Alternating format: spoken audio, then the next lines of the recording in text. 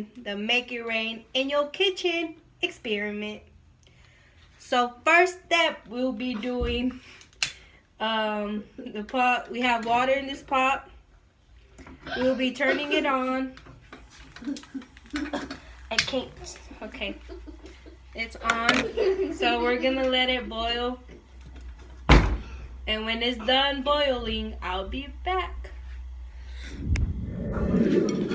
I'm back. So the water is done boiling, as y'all can see. Close that door. And we're gonna place some ice on this plate and just place it on top of the pot and wait until it melts. Wow. That looks cool.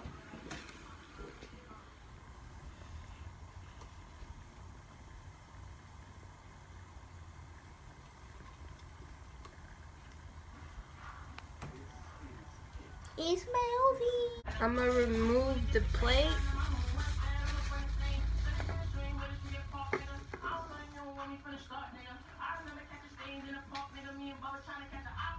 As y'all can see, it's watery in the bottom.